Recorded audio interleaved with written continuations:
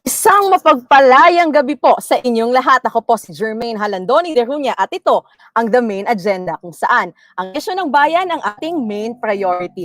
Welcome po sa unang episode ng The Maine Agenda ngayong 2021. Isang happy New Year at exciting po ang mga mapag-uusapan natin ngayon dito sa The Maine Agenda at sa mga susunod pa po nating episodes po. Pero bago po tayo magsimula ng ating usapan ngayong gabi ay magtignan po muna natin ang update ng COVID cases natin ngayong araw.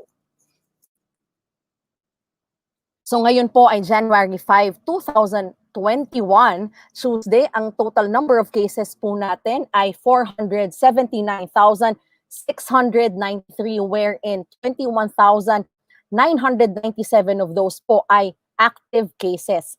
Meron po tayong total number of deaths na 9,321 at total recoveries naman po na 448,375. So ayan po ang ating COVID-19 cases ngayong January 5, 2021.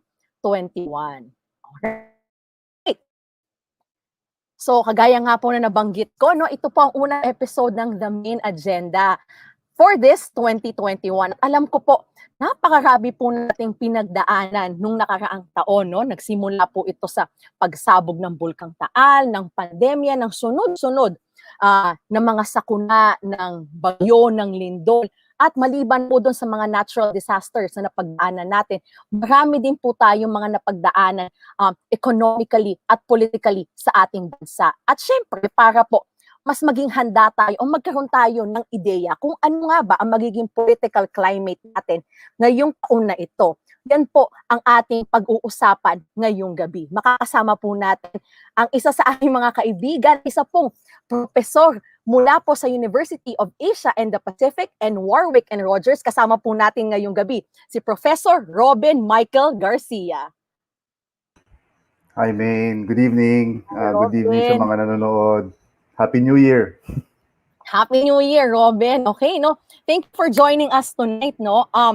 Before we start, no, I would like to enjoin muna our viewers to send in your comments and suggestions and questions dito po sa ating show, and you may do that po by typing it on our comment section. But before we start, no, Robin, okay lang bang introduce mo yung sarili mo sa ating mga manonood ngayong gabi? Of course. Well, first of all, thank you again for having me. Very honored to be part of your show, and congratulations for this amazing initiative. So I'm Dr. Robin Garcia. I'm an assistant professor at the School of Law and Governance of the University of Asia and the Pacific. I also run a political advisory firm called Warwick and Roger. But recently, what we did was to emphasize the public opinion research component of political and policy consulting. And we created an entity called WR Numero Research early last year. So that's what we do. We do public opinion research, political psychology, and we try to explain public sentiments about policy issues, as well as advise companies on political developments in the country. So that's what I do for the most part of the last 3 years. Ayun, that's why Robin is very perfect talaga na nandito ka tonight. Kasi ito yung trabaho mo talaga. Ito yung ginagawa mo for the longest time. So, I'm very excited ng pag-usapan natin yung mga mangyayari kaya sa taon na ito, ngayong 2021, yes, in terms of politics, no? So, siyempre, bago natin malaman ang hinaharap, balikan natin yung nakaraan. Robin, anong masasabi mo doon for the past year, 2020, in terms of yung politics natin and economics, what happened last year sa Pilipinas? Mm-hmm. So the COVID-19 pandemic really was a watershed moment for a lot of governments all over the world, no? So including the president that we have, President Duterte, who's entering his last 3 years, the second half of his presidency. And so what happened really was it's a huge challenge in terms of governance. It's a huge challenge in terms of public administration. It's also a huge challenge in terms of their legitimacy in delivering public services, the basic public services, which is the task actually of a lot of governments.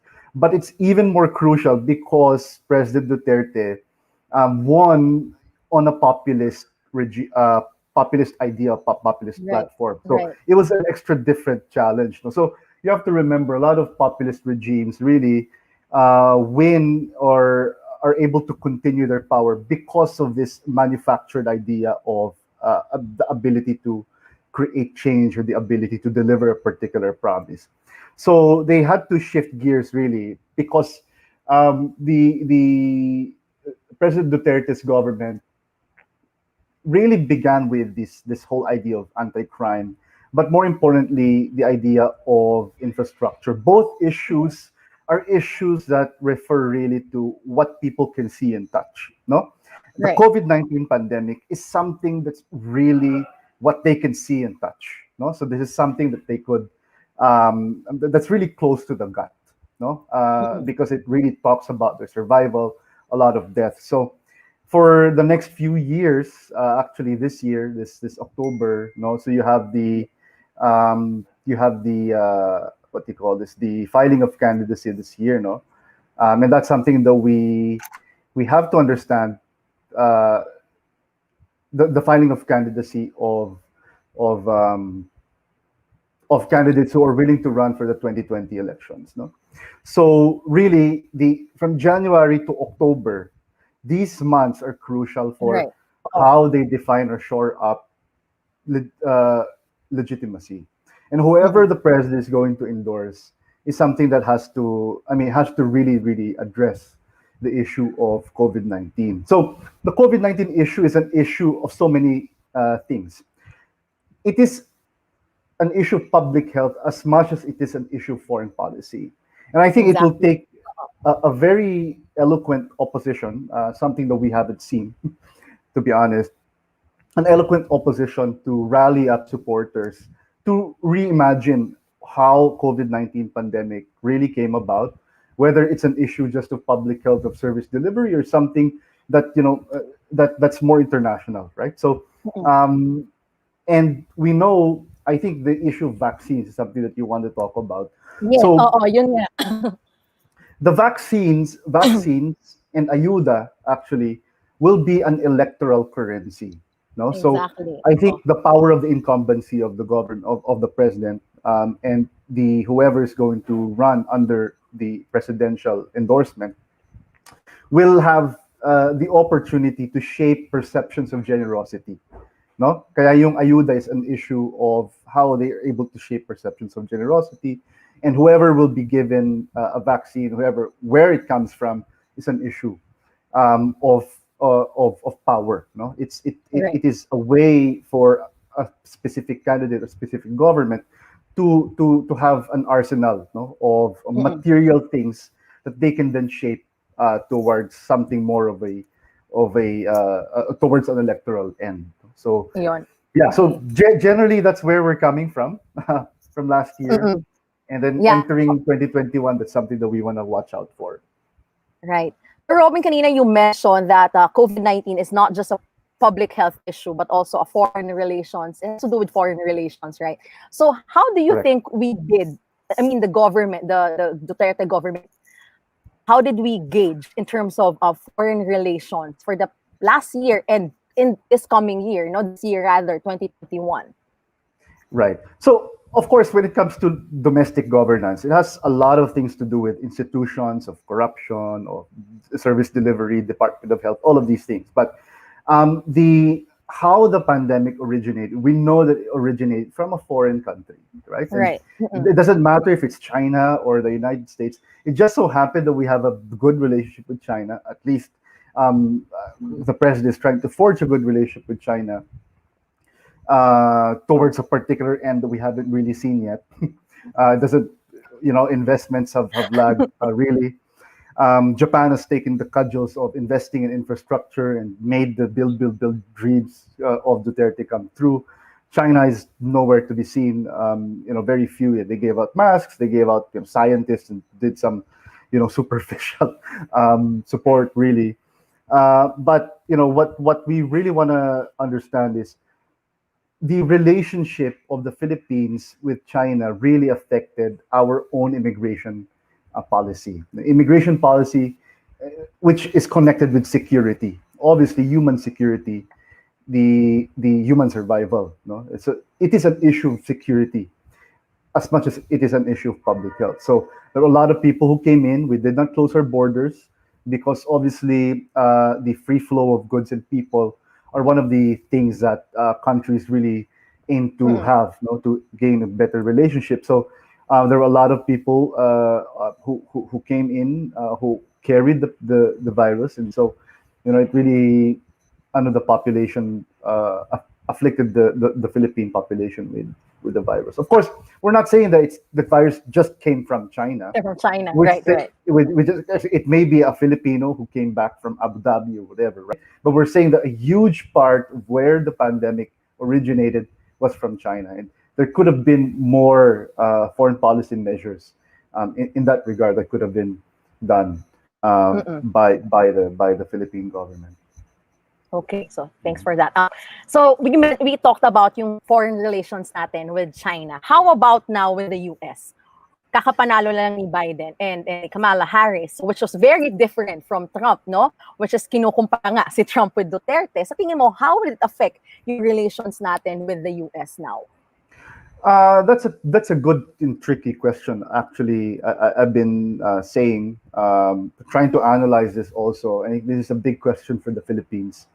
Um, of course, we also have to wait for Philippine elections, but we're looking Yeah. at the next 2 years, which is the relationship between President Duterte and President Biden. No, Yeah. we're not talking about a new president in the future, which will overlap Mm-mm. with Biden, but for the Philippines, it will be better for the Philippines in many ways. No, but I think the primary way we can see it is through the lens of security partnerships.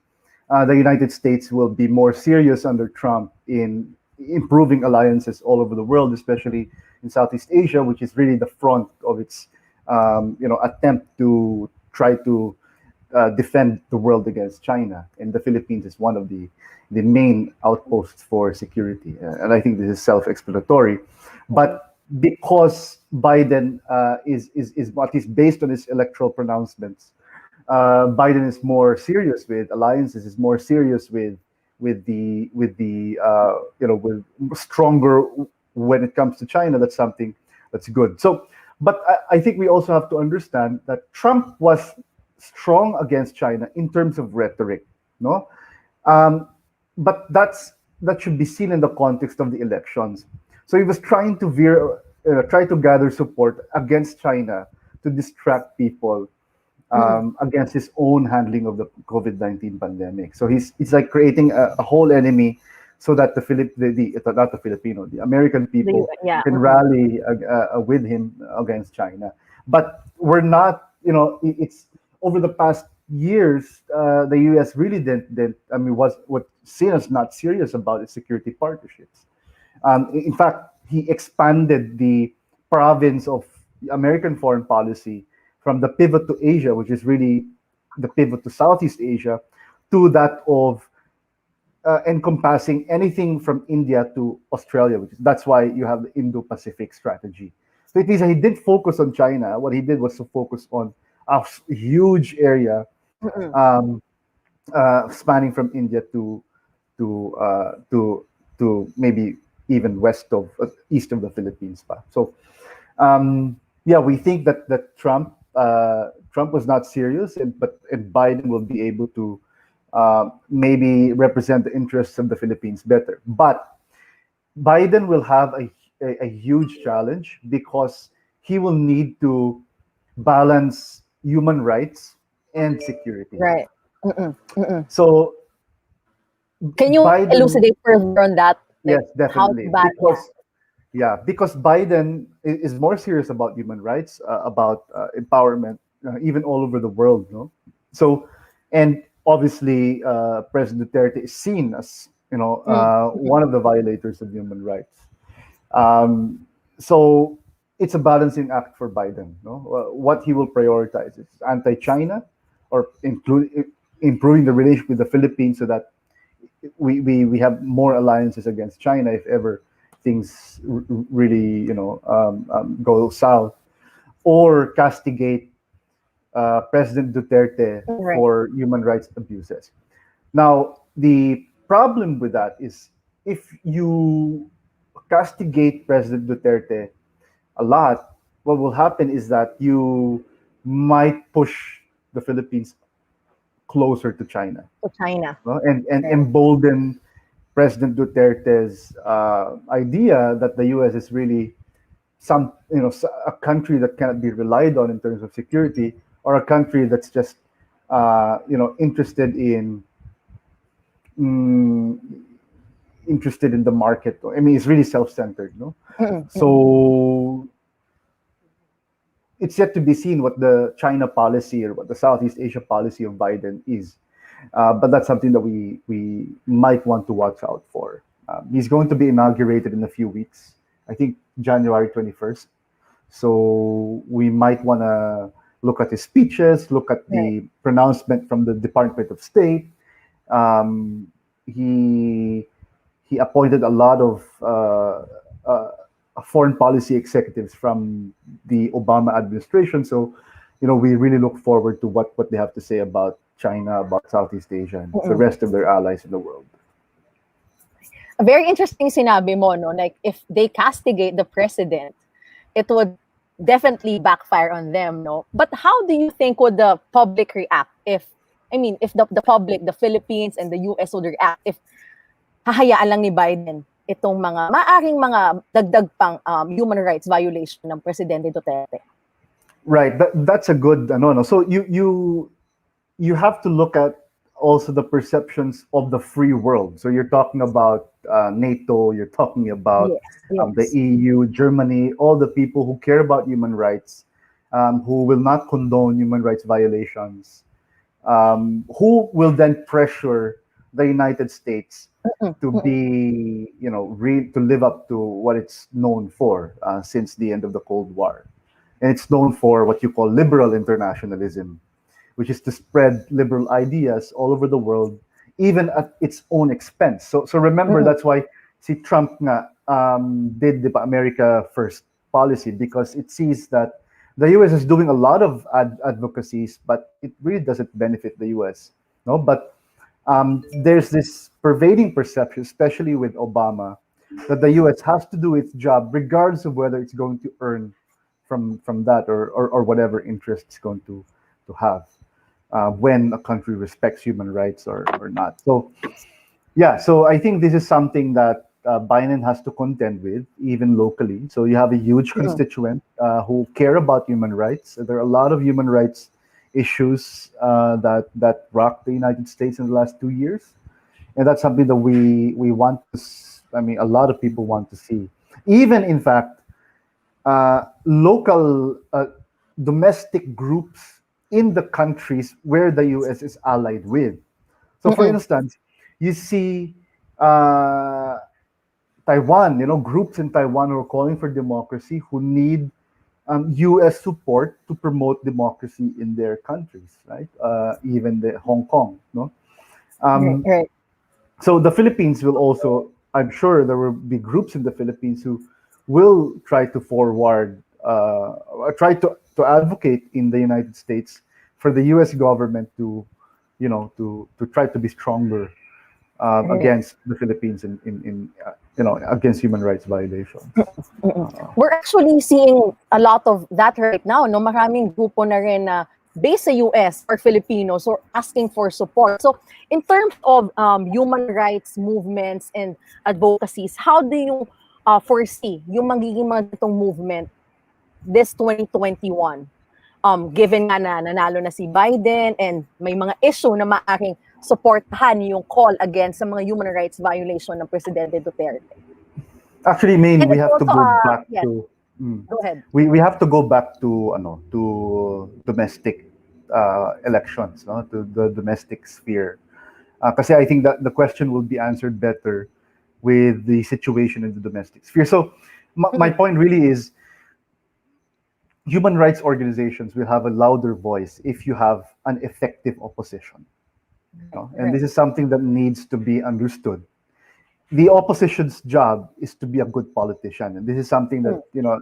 a lot of the issues with the Ocho Derecho campaign was that they really didn't think a lot about how they would present human rights. They thought that there's this what I would call liberal complacency, no? That we became complacent in advocating for human rights. Now we tried. So what happened in the last elections, 2019, just a few months ago? Um, we shoved a lot of the people talking about human rights, shoved the human rights idea on the throats of people, but really Right. didn't convince people why should I care Why do you about need? human rights? Why Yeah. is this important? Hindi yung, and to really take time to explain what these are and what are the material benefits of human rights. Because it's it's not just about this whole ideal, no. It's, of course it's good, but how do you operationalize that? Create an effective campaign that will rally people to vote for you. That's the job of politicians, to make them Mm-mm. vote for you. To be the, if you don't do that, then you have a problem, right? And that's why Right. also that's a lesson that I hope the people who doesn't matter if it's liberal, no, really just the people who hope for human rights to be an electoral issue have to contend with. They have to be more humble, no, to talk about human rights, n- not in a condescending way, but in a way that would really make people understand why it's good to have human. So it's an electoral strategy. We're talking about effective communications, effective social movements, and how you will have effective social movements towards human rights. No, but right now we don't see that yet. No, we don't see an effective liberal or an effective opposition that talks Position. about human rights, no, very well, no. It doesn't mean that if you have a buzzword in the media and Philippine Star suddenly tells you, "Oh, human rights," it doesn't mean that you're effective just because you have a media hit. No, so you have to do more. You have to be on the ground. You have to to really think about how to operationalize human rights and why it's very very important to individual lives. No, so yeah, we have to think about that more. I hope that members of the opposition, or at least people who are willing to be an opposition, will emerge and eloquently emerge in the public sphere to mainstream and to really operationalize human rights discourse and advocacy to the Filipino people. Napakaganda ng sinabi mo, Robin. Susugan ko lang, no? A lot of people are talking about human rights on social media, and they believe if they post something about human rights, then their job are done, right? No? Nakakalimutan natin nga, tama ka, ang ganda ng word, to operationalize human rights. Kasi ang tunay na laban ay nasa labas, hindi po nasa internet, no? Talagang ang ganda, we really need an effective communication on why human rights matter. And on that note, Robin, sabi mo, we need an effective not really an opposition, but someone who will communicate that to the general public, to the common tao. This Right. 2021, may nakikita ka na ba? Mga nakikita, narinig, mga bulong-bulungan, kung sino yung maaaring mga effective opposition na yan at mga tatakbo this 2021, 2022 elections. Sige, Right. Robin. So, of course, you have to begin with the most possible bet, no, which is the president's daughter. Right. The reason why I mentioned this is because we know that Mayor Sara has her own mind. She might not come out in public to oppose her dad, but there are some people saying that she might not continue the EJ case. There's some hope also that she might not continue the pro-China foreign policy. So that's something that we might want to watch out for as well. But to talk about the pool of people who might run for president, Right. Uh-oh. you have a couple of names. No, I think the Pulse Asia survey revealed that. You still have the older, newer names. So you have Manny Pacquiao. Manny Pacquiao will definitely have a powerful narrative to bring to the table, to the electoral table, because he embodies most of the Filipinos' aspirations and dreams and all of these things. But of course, we do not know if what his policy positions are. Is he even capable of creating good policy Robin, positions? gabi ka. No, no, but really, that has to be. Of Right, course, right. you Oo. have to begin with heart. No, you have to begin with heart. And Naman, if you look at that heart, Evangelista, just heart, puso. So Si Hart, iba naman ang tatakbuhan ni Cheese. Si Cheese, I think, will Oo, go back to the Senate. right. But, of course, yung heart is important, no? Where your heart is, saan ba nanggagaling to? If you're pro-poor, I think that's important, as long as you have good intentions. But obviously, the presidency is not just about good intentions. It's about policy wonkery. It's about a lot of things, though.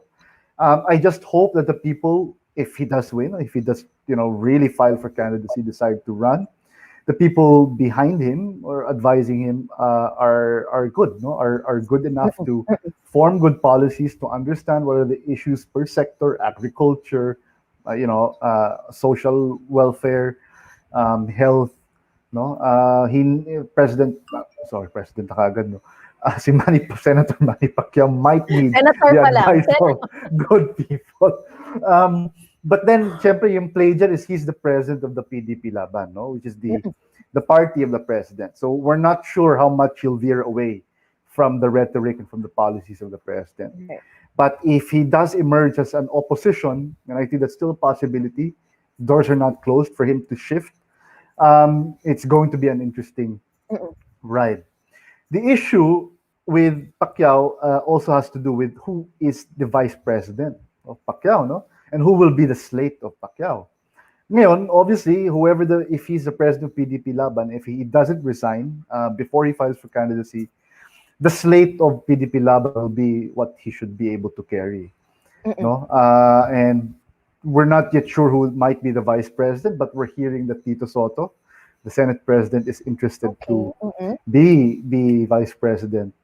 And I think he has a lot of advantage electorally because he's very involved with Itbulaga.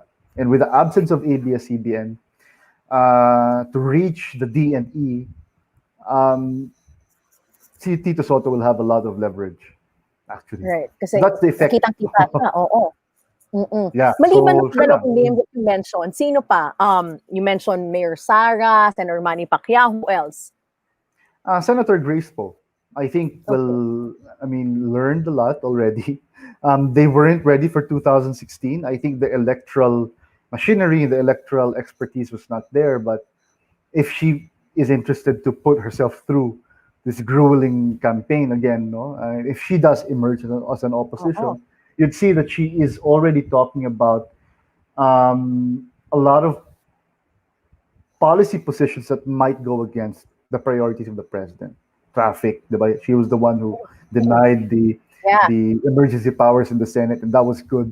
And then nagkasagutan sila ng Togade, diba? Na talagang she stood her ground. Mm. And then now back, ang dami from Dito, telecommunity. So there are a lot of good hits actually. Senator Grace Po is doing a lot of good stuff in the Senate. No, and I Mm. think she's tied with president, with former COVID. Senator Bongbong Marcos, former Senator Bongbong Marcos, uh, in the Pulse Asia survey. But actually, in our survey, so we do surveys, just haven't Right. released it in Mm. public yet. There's a good fight between Manny Pacquiao and Sara Duterte. Senator Grace Po is there, of course. And then you also have Isko Moreno. Oh, Isko, really? Okay. Isko Moreno, oo, who was also a top contender for the presidency. I'm just afraid that Isko might do a Grace Poe in 2016. In So maybe 2016, oo. Too early he's pa? Like, you running think? Yeah? too early. He's not yet Too ready. early. He's a Mm. bubble. So I don't Mm. think he's doing a lot of nationally relevant policy. He Right. doesn't have that yet. Policy agenda project. He's doing well for Manila, Mm. but and congratulations to him. And we need more Mm. local executives, Local but we're not executives. sure if he's up for the presidency. But who knows, diba? Sino pa ba? Tito Soto, Senator Grace Poe, Mayor Sara, Manny Pacquiao, Isko Manny, Moreno, I'm gonna ask this, no? The vice Bongbong. president. Mm. The vice president, I think Senator Grace is leading. So Okay. she might do well as a vice president. Actually, I recently learned, no, from a Mm. lawyer friend, the vice president does not have a term limit, or at least does not is not barred from seeking re-election. Oh, So okay. it's just an issue for me because Vice President Lenny can run for another term as vice president, or she Hmm, can move up to president. right. She's been doing a lot of good advocacy, I think media hits, no. Um, but I think it's not. Remember, the narrative is Dutertismo, so we're still in this whole Dutertismo spell, and we cannot really force people, or at least make people at fault for voting President Duterte overwhelmingly, uh, if I might mention. No? So, pinili pa rin ng Pilipino. My point is, we have to not just be an opposition, but nuance our being critical, or the being critical, not just our, no, but generally people who want to be critical with the narratives of President Duterte or Dutertismo or populism. No? It's not saying you agree, but it's co-opting some communications from from uh, from President Duterte. So that's something that political strategists might have to think about coming to 2020, because if not, then you'll have 12 years of the Duterte presidency, diba? Or at least people who are might be allied with. That's 12 years is a lot of time. That's more than Yeah, GMA. GMA is I'm 10 not years, and right. that's I'm more not than gonna half of. comment on that na. Oo. And that's Kasi more tahimik no, lang but po Ping, ako. that's more than half of almost half of Marcos, because Marcos did Yes. 20 Mm-mm. years. So that's just a lot, no? So I'm not casting a judgment against this administration, no? But I'm just saying, I'm not saying it's immoral. I'm just saying there are a lot of things that have to be done by those who want change. I'm Correct. coming from a more neutral, and I'm sure you're coming from more neutral perspective also. Yes. What Yeah, do you want is the good for, yung the greater good, yeah. right? No, for the Pro Luzon, yung Filipino, we're pro yes, Filipino. yes. Yun ang ating kagustuhan ngayon, no? So you mentioned nga, di ba, tatakbo, maraming mangyayari, marami ka na binanggit kung sino yung mga maaaring tumakbo. This year, it's a pandemic, no? Pangalawang taon na natin, no, mag-iisang taon na tayong nasa pandemya. How do Mm. you think will the A election lot, near, a lot. like, how will it be different So this so year? as I think I mentioned earlier, so whoever so vaccines is not politically neutral. So whoever gets their hands on the vaccines will it's going to be an electoral currency, and they can shape perceptions of generosity. Just like yung Apple bill on creating roads or whatever, mga building, 'di ba? Lagay nila Right, pangalan nila. Ganun din 'yan, no? So parang vote buying.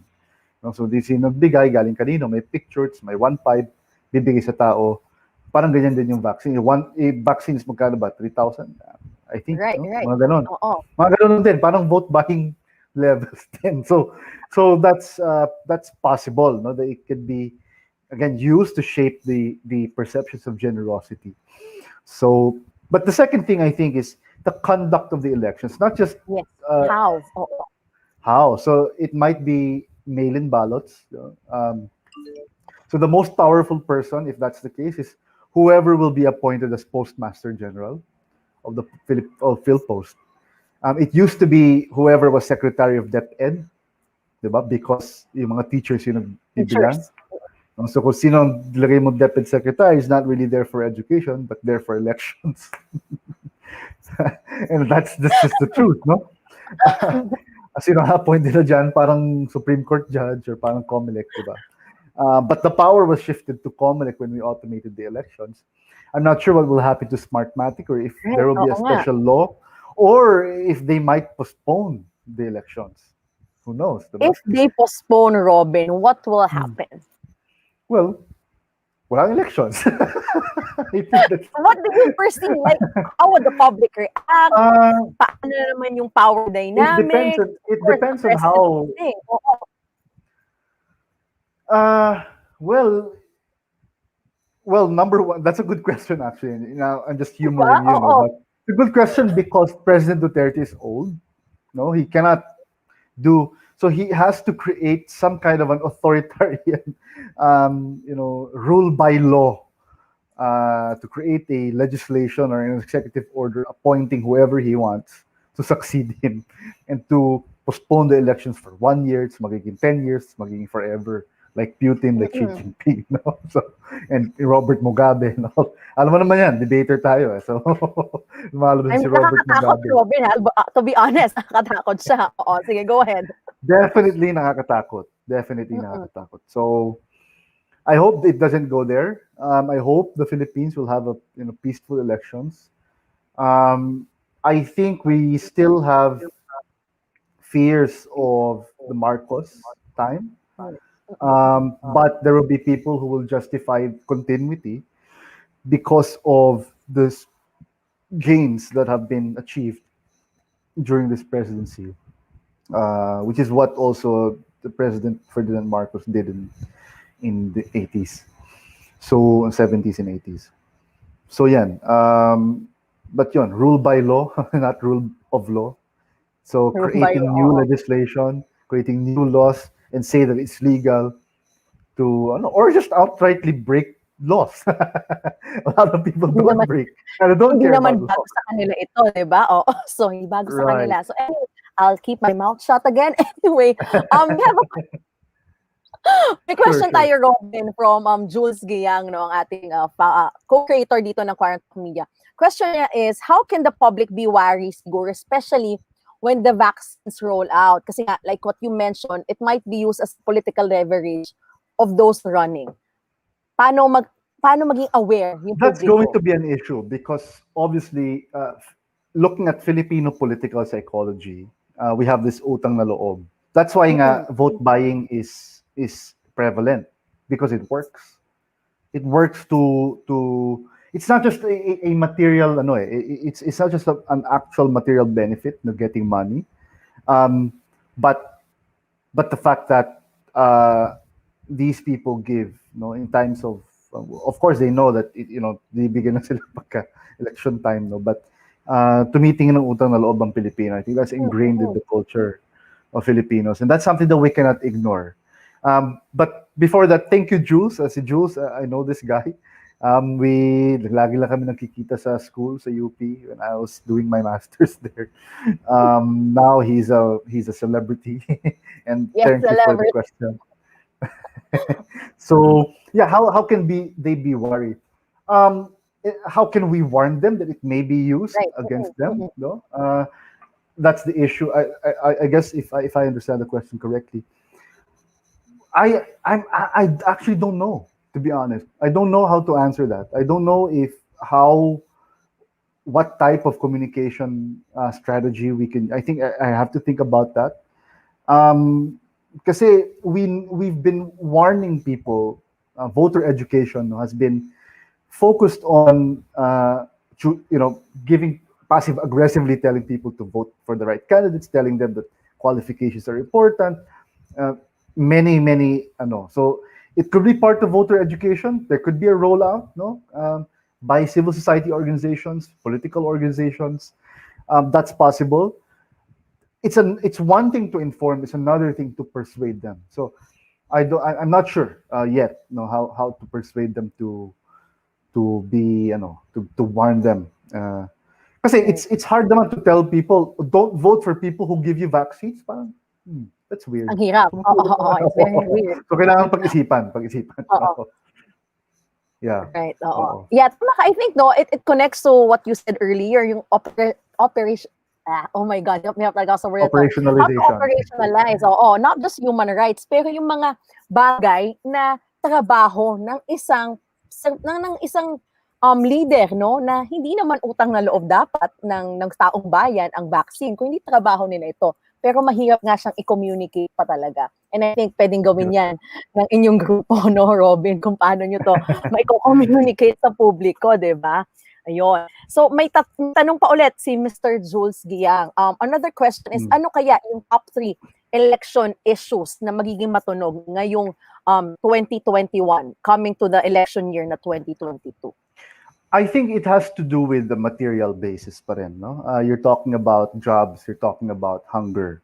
But all of these are connected to the backdrop of COVID. So whoever the candidate that is able to, so sa atin kasi very clear what caused hunger last year and what caused um, joblessness last year. It's not just a highfalutin economic indicator that comes out of the Philippine Statistics Authority or the BSP or NEDA or DOF. No, we know exactly why we have this. No, so I think it's a challenge also for programs and policies. No, it's in presidential electoral debates, how they will address the problem of joblessness, hunger, and all these material things in the context of the pandemic. So I think it will be, the public will have more, will demand for more concrete policies because they know that certain policies have not worked this year. No, so um, it could also be foreign policy. China is an issue, but China is an issue. China is not just actually. China is an issue. It's an electoral issue. But China is not just an issue of foreign policy. China is also an issue of joblessness. Because of POGOs, no, Yes. people have bred enmity against China, against the Philippine foreign policy, and in the end, President Duterte will be judged with foreign policy towards China and with COVID-19. I think these are the two things that really will affect the presidency or how people will adjudicate the presidency of President Duterte, and therefore, whoever he will Endorse. endorse cannot just rely on the build, cannot rely on anti-drugs or EJKs.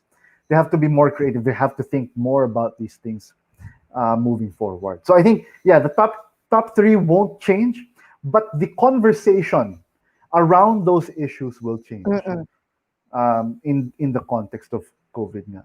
Oo. Yeah. This is a very, very napaka napakakaibang taon yung nangyari sa atin last year. It will Definitely. definitely affect yung ating political climate for the coming years and lalo na sa mga tatakbo ngayong eleksyon kasi nga kagaya ng sinabi mo, it's very um, apparent talaga kung ano yung naging rason ng kahirapan, ng kagutuman, at ito nga yung COVID. So paano nila masosolusyonan ito? Anong mga pangako na naman yung ipapangako nila sa taong bayan para manalo sila? So, Robin, ano yung what do you think is in store for the Filipino people, the government this 2021? In a nutshell, anong sasabi mo kayang haharapin natin bukas ngayong taon na ito?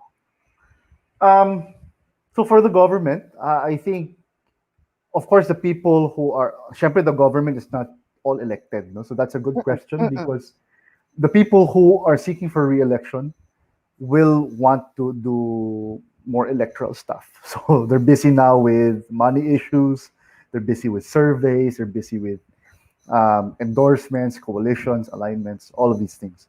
But people who are appointed, no, in civil society, who are part of Philippine governance ecosystem, will definitely have to deal with not just the pandemic, but the issues surrounding the pandemic. So we began this conversation by saying COVID is a multimodal, multifaceted, multi-level issue. So it's an issue of foreign policy, it's an issue of public health, it's an issue of immigration, it's an issue of money, finance, debt. All of these issues, all of the policy issues and policy innovations will definitely have to be in the context of COVID. So, yan ang hinaharap, I think, ng Filipino. And wala pa nga tayong vaccine. So, mahirap talaga to gumalaw, no, without the vaccine. But definitely, one of the most immediate things is the acquisition of the vaccines and rolling them out to the public. So, dapat magkaroon na tayo niyan. Yan ang short-term natin. And of course, moving beyond the governance issues, yung elections nga na 2022 na magkakaroon ng filing of candidacy October. So yan ang importante, no, na matugunan, na mapansin ng Pilipino. So ano pa ba? Yun, so the various issues that surround COVID and the elections definitely. Kasi yung various issues with COVID, marami yan eh. No? So isa-isahin natin yan. Marami talaga yan. But ang sabi natin na it has to be, policy formulation has to be done in the context of COVID and how to respond to COVID. It was a very cataclysmic year, no? Yung 2020. Akala natin it's a vision 2020 na napakaganda, but you know, it definitely affected all of us at talagang malaki ang magiging papel ng ating mga tatakbo sa eleksyon, no? So Robin, I really enjoyed talking with you. It's been a while na nag-usap tayo at ang dami ko pa rin natututunan tuwing kausap ka. Thank you. Maganda mga tanong mo, Maine. Bagay na bagay sa show na to. More power. Oo. Sana makasama ka pa ulit namin dito sa ating show, no? At sa ibang show ng Quarantalk Media. Robin, baka may closing message ka to our viewers, ang mga nais pasalamatan or i-enjoy the public to do things like yung mga advocacies nyo. And how can we find itong Warwick and Rogers, yung mga initiatives nyo din? Well, thank you for that. I think what I could say is itong diskurso na nangyayari ngayon, no? Through Maine and through QT Media, these are all important things. This is something that we have to have more in the digital sphere, to shape the ideas that might affect the elections. So that's congratulations for this. I fully support what you're doing. So my message is for more people to continue to watch. More people to subscribe to your ideas. And more guests that might be able to share their time as well and knowledge in this platform. For Warwick naman, we'll be coming out actually with our presidential, vice presidential, and senatorial surveys. So don't worry, we'll give you a sneak peek of that. Yeah. So in fact, I'm thinking of doing a youth. So it's a youth poll, no? Youth poll that's really to think about to give voice to what the youth really wants, no? Kasi ang nangyayari, we say that the youth is the biggest number of voters, but we really don't focus on nuance. Ano ba talaga ang public perception ng youth? No? So that's something that we want to know. Yes, the millennial vote. This is something that we're going to do. Robin, let's partner here sa Quarantalk Media kasi we also have a show, Radio Comelec, no? And we also have a show for Kilos Kabataan, for the youth. So let's partner. We will talk about this, no? Napakagandang inisyatiba to. Malaman talaga natin ano nga ba talaga ang agenda at ang boses ng kabataan. Ayun. Thank you so much, Robin. Maraming salamat. Exciting itong maaari nating collaboration. Again, nakasama natin si Dr. Robin Garcia. Thank you, Robin, and ingat ka palagi. Thank you. Thank you. Good night. Thanks so much. Good night, Robin. Thank you. Bye-bye. Thank you, Maine. Yun nga po mga kaibigan, nakasama po natin si Dr. Robin Michael Garcia ng University of Asia and the Pacific and ng Warwick and Rogers. Napakayabong po ng ating napag-usapan tungkol sa maaring mga mangyari politically sa ating bansa. Lalo na po ngayon, no, darating na po ang eleksyon 2022.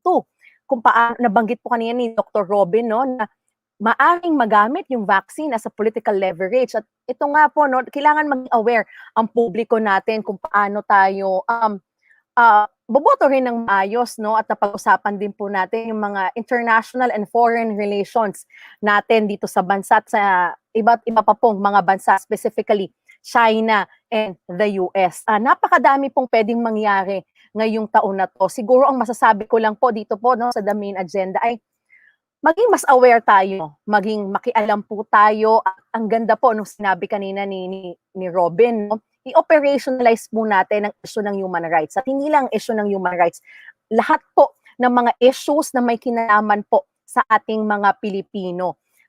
Hindi po sapat na dito lang po tayo sa digital sphere. Makialam po tayo, makipag-usap tayo sa publiko para lalo nilang maintindihan kung bakit mahalaga na bumoto ng mga taong may pakialam sa kanila at talagang tutuparin ang kanilang mga pangako. Yun po. Salamat po ulit sa pagsama niyo sa amin dito sa The Maine Agenda. Pero bago po tayo magpaalam, ay gusto po namin kayong anyayahan na samahan kami dito sa Quarantalk Media for the whole week. Ito po ang ating mga programa. So, syempre po, every Monday ng 9 p.m., Quarantalk, kasama po natin si Ea at si Jules. And Tuesdays naman po, 9 p.m., ito po yung the main agenda. And on Wednesdays, 9 p.m., Cutie Earth with Kuya Rodney Galicia. And on Thursdays naman po, back-to-back po ang ating programs. 9 p.m., Throwback Kasaysayan, Professor Gio Giang. At at 10:30 p.m. naman po, Inuman with Thais and Rafi. And on Friday, 7 p.m., Kilos Kabataan, kasama po natin si Jules, si Ash at si Gab. And on 9 p.m. naman po, SDG Online Tambayan with 2030 Youth Force. And on Saturdays, we have Radio Comelec at 9 p.m. And Sunday naman po, meron po tayong Catholic Mass ng 10 a.m. at 4 p.m. So wag niyo pong kakalimutan na i-follow po kami sa aming iba't ibang social media accounts. Follow niyo po kami sa Facebook, Twitter, at YouTube. You can find us po under Quarantalk Media. Ayan po. Sana po samahan niyo po kami sa buong linggo at ito nga po, first week po ng taong 2021, inaasahan po namin na mas dadami pa po kayo na makakasama namin dito sa Quarantalk Media. Alright, muli ako po ang inyong Ate Maine.